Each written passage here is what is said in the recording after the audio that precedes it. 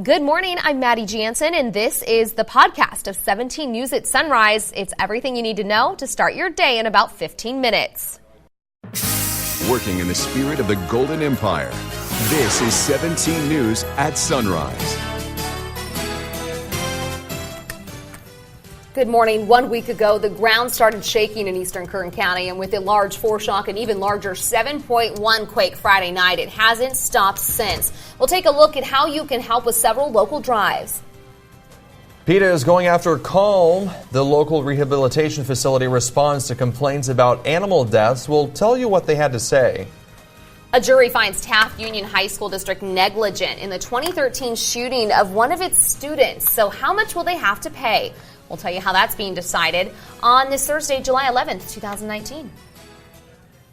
Good morning, and great to have you with us here at 5 a.m. I'm Maddie Jansen alongside Alex Fisher and Kevin Charette. All right, and we're talking about... It is 5 a.m. It is 5 a.m. Yes, it is, and we need more coffee. But, well, you know what? We also need some water because it is going to be very hot out there today. Yeah, not just today, but as we head into the weekend, you definitely want to figure out a way to cool down this weekend, whether it's staying inside if you have the AC or finding a safe way to cool off. Because it is going to be warmer and warmer. 94 degrees was our high yesterday, and you can see the record for yesterday was 113 set back in 1905. As we take a look at the temperature, 71 currently in Bakersfield with a north-northwest wind at 3, so very light winds. And as we take a look at the overall day here, we are going to warm up right near 100 as we talked about yesterday. By 5 o'clock we'll be near 98, and then for Tehachapi, 57 degrees right now, west wind at 5. And as we take a look at the day here, we are going to warm up into the 80s, mid-80s by 3 o'clock, and then starting to cool down later on in the evening. We want to bring you some breaking news out of Washington. President Trump's expected to announce an executive action on getting the citizenship question added to the census. That's according to an administration official. Just about 90 minutes ago, the president announced on Twitter he'll hold a news conference this afternoon to talk about his latest efforts at including the citizenship question as part of the census. This all comes as 2 federal judges refused to let the Department of Justice withdraw lawyers from a lawsuit over the Trump administration's plans to put the citizenship question on the 2020 census form. 5:03 now, and it has been 1 week since the ground first rumbled in Ridgecrest. What we believed was the big quake that hit on the 4th of July turned out to be a foreshock, a precursor to an even bigger quake that hit 34 hours later. That 7.1 was the strongest to rattle Southern California in 20 years. It was felt throughout the southern half of the state and beyond. This morning, 1 week after this ordeal all started, the community hit hardest remains on edge, but is working to pick up the pieces and rebuild. 17's Tabitha Mills is joining us live near the epicenter this morning in Ridgecrest now with an update as recovery efforts continue 1 week later. Tab? Yeah, good morning, Maddie and Alex. That's right. I'm here at the Kerr-McGee Community Center in Ridgecrest, where later this morning there will be a local assistance center that will open its doors to try to help members of this community find some normalcy again, to return home.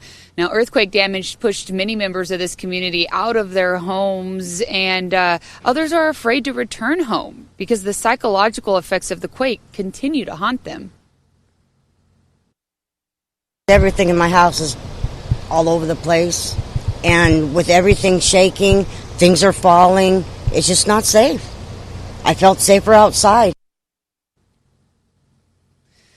Yeah, and that's why today the local assistance center will open to help people in this community register for programs and services that will help them overcome any of the physical or mental effects of the quake. State, county, and local agencies will be here today. Everybody from the Kern Behavioral Health Center, the Department of Human Services, to the Kern County Aging and Adult Services. They'll all be here to help members of this community. The center opens at 10 this morning. It will close at, it opens at 8 this morning and will close at 10 tonight. And Maddie and Alex, at 6 o'clock, we're going to talk to a Red Cross official as well as the Ridgecrest Chief of Police about what the services are that are going to be offered here for the people in this community and just how this community is faring 1 week later. But for now, reporting in Ridgecrest, Tabitha Mills, 17 News. All right, thanks, Tab. And the high desert town of Trona suffered some of the worst damage from these quakes. Located less than 10 miles from the quake's epicenter, the town has been without water for nearly a week. But at a town hall meeting yesterday, people finally got to hear some positive news. The folks in West End, South Trona, Argus, and Trona. You guys have water today. I'm very happy to report that. Well, that's some good news there. And officials also said roads throughout the town are in good condition, but there are still some challenges to overcome, including the closure of the Searless Valley Minerals plant that employs much of the town. Despite that, those who call Trona home are staying strong. We made it by the grace of God, and a lot of houses that I thought would collapse have stayed upright, but we don't need anything else bigger, I'll tell you that. We're Trona strong and Trona awesome. Officials say they plan to stay in these desert communities as long as help is needed. The state insurance commissioner is working to dispel confusion about earthquake policies. This comes in the wake of reports that some insurance agents may have declined writing earthquake policies following the recent temblors. This morning, he'll hold a conference call with reporters to ensure people affected by the quakes last week and other Californians that they can access insurance before the next big one. Later in the day, the commissioner is said to travel to Ridgecrest to meet with residents and city leaders at the local assistance center. From constant seismic activity to property damage and resource shortages, it has been an emotional week for the communities of Ridgecrest and Trona. And as we continue our coverage of the aftermath of these quakes, 17's Vanessa Dillon joins us this morning to tell us how residents are responding to unpredictable chaos. Good morning, Vanessa. Good morning, Alex. It's shocking to think that just 1 week ago, people were gearing up for the 4th of July and the festivities that come with it. The holiday instead took an unsettling turn after a historic 6.4 magnitude earthquake struck the small city of Ridgecrest. But 1 week later, recovery efforts are well in order. Everyone in Ridgecrest and Trona have been accounted for, and people from all over have gathered resources to help those directly affected by the quakes.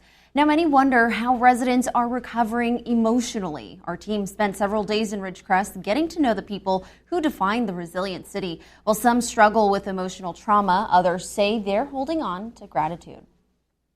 From what I'm hearing, they are predicting that we could get another big quake. As if we've not shook enough, I'm scared it could happen. I don't think there's been any deaths, maybe some injuries, but we've been very blessed. This is a very strong Christian community. I believe that that's what's holding us all together. And join us tonight at 6 p.m. to hear both April and James' stories, hear how they're holding up following last week's earthquakes. Alex, Maddie, back to you. All right, thanks, Vanessa. And as Vanessa just mentioned, you can hear those stories and others tonight on a very special edition of 17 News, marking 1 week since the 6.4 foreshock that shook Ridgecrest on the 4th of July. We'll have extended coverage on the quakes and the recovery efforts that are underway. That is at a special edition of 17 News at 6 p.m. tonight, right here on TV 17. Welcome back. The head of the Las Vegas Police Department has released an after-action report about the deadliest mass shooting in modern American history. The Clark County Sheriff says the purpose of the report is to learn more about the tragedy so the department can operate better in a crisis. He believes the report can also help other agencies be better prepared in case of another mass shooting. There were more than 90 points of interest in the report. The Las Vegas Police Chief says they've implemented more than half of them.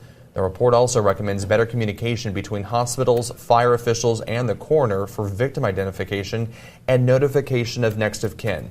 58 people were killed in the shooting on October 1st, 2017, including 4 from Kern County.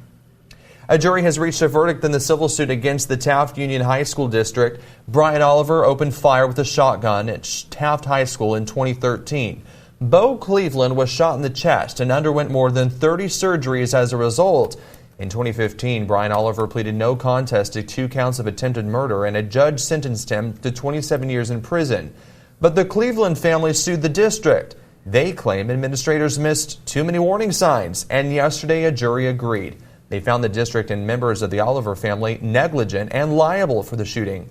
Today, both sides will begin to argue how much the Cleveland should get. The judge says the hearing could last until Tuesday. PETA is calling for criminal charges to be filed against the California Living Museum. This comes after reports released by the Department of Agriculture exposed the deaths of 3 animals at Calm within the last 2 years. According to the report, 2 Fisher cats died after staff failed to treat them for a severe flea infestation. A skunk also died and was found with no food in its stomach, but zookeepers say the animal had been eating, and the necropsy report showed he died of a virus.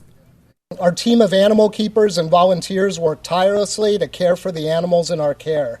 Unfortunately, animal deaths do occur. When this happens, we don't make excuses. We own it, we learn from it, and we always seek to improve what we do. It's not the type of incident that happens at a reputable facility. This is a culture of neglect and cruelty. The Kern County Sheriff's Office says it will do a preliminary investigation to see if this case falls under their jurisdiction, and forward the findings to the appropriate authorities. Welcome back. Mazda owners, listen up. The car maker is recalling more than 260,000 vehicles here in the U.S. The recall involves certain CX-5 SUVs from model years 2018 and 2019, as well as Mazda 6 midsize sedans and the 2019 model year Mazda 3. Mazda traced the problem back to a software issue in the computer that could potentially lead to engines stalling unexpectedly. So far, there haven't been any reports of crashes or injuries as a result of the problem. Mazda says it is working to notify owners before the end of August, and dealerships will repair the software at no cost. Adventist Health wants to stock pantries rather than medicine cabinets today. The hospital is holding a farmers market featuring fresh and healthy food, including packed meals and produce. It's happening from 10 this morning through 1 this afternoon at Adventist Health Bakersfield on Chester Avenue.